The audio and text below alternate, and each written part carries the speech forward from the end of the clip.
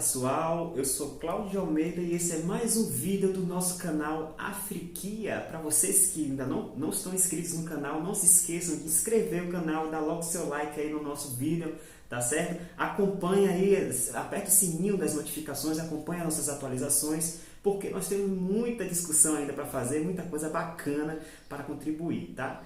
No dia de hoje, no vídeo de hoje, nós vamos conversar um pouquinho sobre de onde vêm as nossas diferenças fenotípicas, né? Vocês já pararam para pensar sobre isso? Como é possível, se nós estamos falando do continente africano, certo? Como algo que eu já havia falado com vocês em vídeos anteriores, se vocês ainda não assistiram o vídeo, deem uma olhada aí no link que vai aparecer daqui a pouco.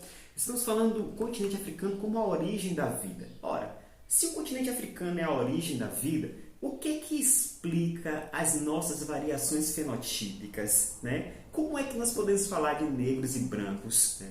Somos iguais? Somos diferentes? Como é que isso funciona? Então, vamos falar um pouquinho hoje sobre as variações fenotípicas que estão relacionadas aos nossos tipos étnicos mais comuns. Nesse caso aqui, vamos falar especificamente dos grupos negros e brancos, ou caucasianos e melanodérmicos, como queiram, né? Estou utilizando aqui, gente, a teoria de um intelectual afrocêntrico chamado Cheikh Anta Diop, tá? Que é um dos intelectuais que mais contribuíram em termos de afrocentricidade para o esclarecimento sobre as nossas variações fenotípicas. Então vamos lá, vamos começar. O primeiro elemento que nós precisamos entender, então vamos lá entender, é que as populações mais antigas do continente africano, elas eram negroides, né? Esse é o nosso ponto de partida de uma perspectiva afrocêntrica. Então, o homem primitivo, o ser humano primitivo, como se chama, eu não vou utilizar essa palavra primitivo, né? Mas digamos assim, os seres primevos que nos originaram, eles tinham uma pele escura, eles eram pessoas de características negroides. E posteriormente vieram surgindo novas variações. O que é isso, Cláudio? Quer dizer então que surgiram, nós temos origens diferentes? Há uma controvérsia muito grande em relação a isso. Alguns pensadores, alguns intelectuais, alguns pesquisadores, antigamente isso era mais forte, já insistiram muito que negros e brancos possuem origens diferentes, tá? A tese afrocêntrica aposta na ideia de que nós temos a mesma origem. Se a vida surgiu na África, tá? Sob condições climáticas muito específicas, a possibilidade de dessas espécies terem surgido com características muito parecidas é muito maior do que elas serem diferentes. Então, o que explica essas variações? Vamos lá. O primeiro elemento que nós precisamos entender é o fator incidência solar, tá? Se estamos falando aqui de uma região, como eu já falei para vocês em outros vídeos, que possui uma forte incidência solar a ponto de não ter sido plenamente atingida pela glaciação, estamos falando de uma região, de uma localização onde as pessoas que estão aqui, os animais que estão aqui, as criaturas que aqui estão, precisarão de algum tipo de proteção à incidência do sol, tá? A pele escura, gente, ela surge com uma necessidade de adaptação à incidência solar. A quantidade de melanina que nós temos, a pele, nós sabemos que é um órgão importantíssimo para a sintetização de vitamina D, né, que é fundamental para o funcionamento do nosso corpo. Porém, né, a recepção de grande incidência solar no corpo pode gerar câncer, uma série de coisas. Então, por um processo adaptativo, os primeiros seres que aqui surgiram, eles tinham uma pele escura, tá? Tinham uma pele escura. Ora, Cláudio, então, como foi possível essas pessoas ficarem mais claras, etc? Há toda uma discussão em relação a isso, tá? Então, a característica básica dos primeiros, né, seres humanos é que eles tinham a pele escura. Agora, me acompanha aí. Estamos falando de uma região em que a quantidade, né, a temperatura média da região, na temperatura que exigia algum grau, né, de oxigenação da caixa craniana. Então, um outro elemento que vai explicar as características fenotípicas negroides tá? Que são as mais, digamos, as mais antigas, principalmente o alargamento das narinas, é a necessidade de uma oxigenação do cérebro, tá? Porque a temperatura média era muito alta.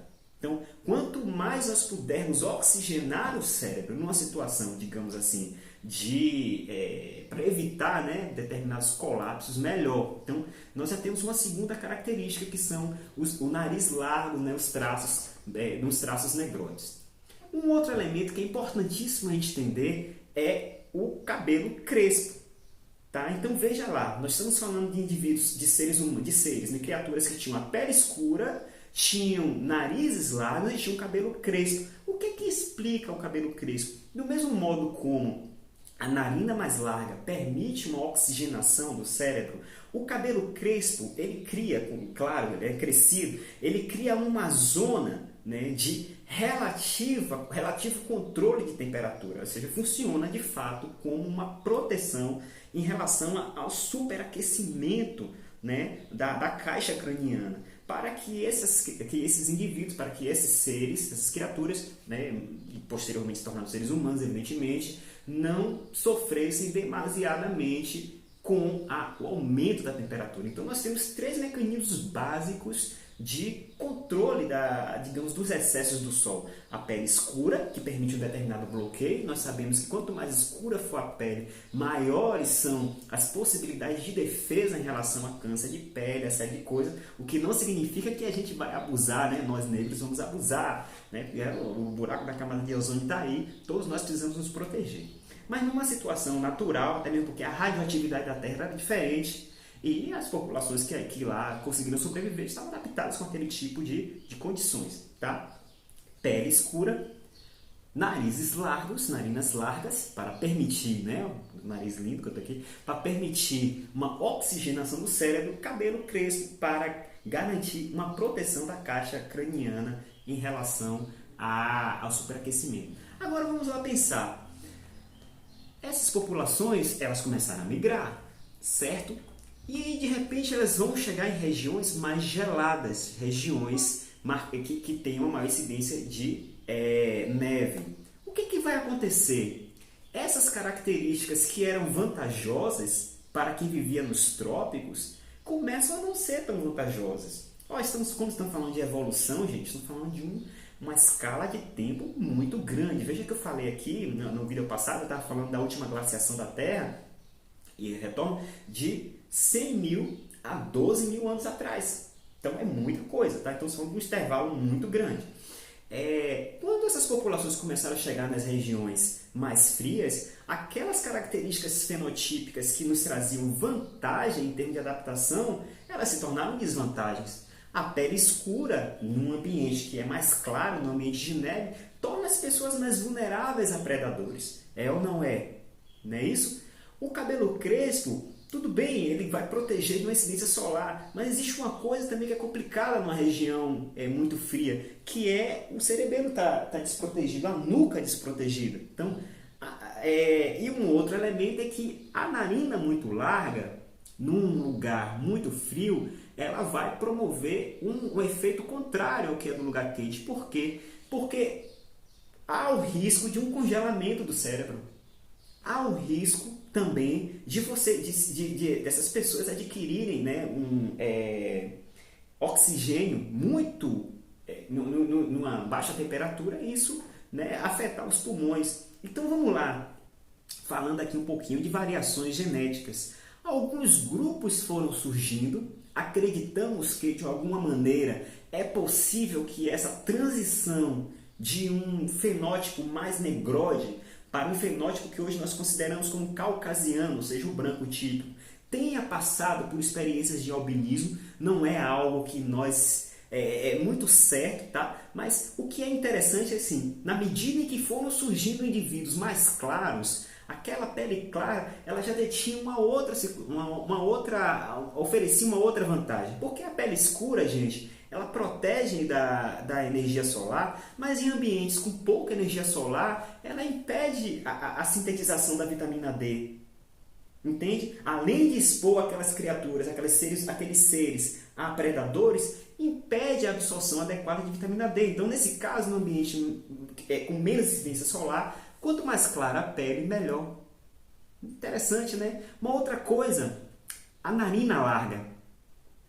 Quanto mais afilado for o nariz, num ambiente com baixa temperatura, isso vai permitir que o ar sofra atrito antes de atingir ou o cérebro ou o pulmão. Isso garante que aquelas populações, né, sofram menos com resfriamento do cérebro e com, né, digamos assim, com pneumonia e coisas do tipo. Então, a pele clara se explica por uma necessidade de maior absorção de vitamina D.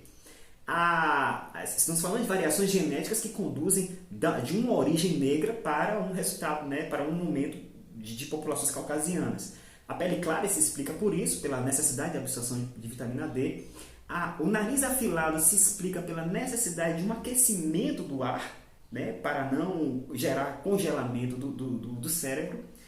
O cabelo liso, se o cabelo como se chama, o cabelo do crespo, ato falho. O cabelo crespo permitia uma proteção em relação ao superaquecimento. O cabelo liso ele permite, né, a proteção em relação ao resfriamento da nuca, né?